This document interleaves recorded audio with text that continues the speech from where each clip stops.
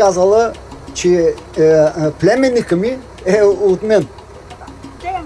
Че вие сте баща на племенника си? Да. А майката на племенника коя е? Жена на брат. А сега по роднинска линия сте се ощастливявали и възпроизвеждали. Въпреки, че ти ми казваш, че съм и че съм и всички. Да, как не те е срам. Добре, ще искам разпечатка на телефонните разговори. Да видим. Да не я ревнувате? Не.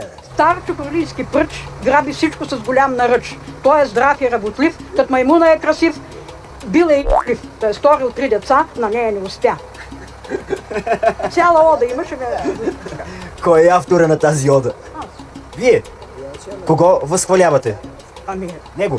това е характеристика в строфи за бай Георги. Вие сте човек на словото, на поезията и на одата за Георги. Няма, значи материалното не е нещо, което мене ме командва. В никакъв случай. Аз ще ям хляб и сол. Не се притеснявай. Ти без моите пари, главната градина, не ми е спаднала същата си мен. И той е човека, който казва, сега на нея ще изземат всичко. Знаеш какво ще ми вземеш? Просто не е удобно по телевизията да ти кажа, тук има един паднал косъм от едно място, него ще ми вземеш. Толкова. Има свидетели. На тази възраст мисля, че вече космите стават все по-малко. Да, защото падат. Това казвам, че е паднал и да го вземе.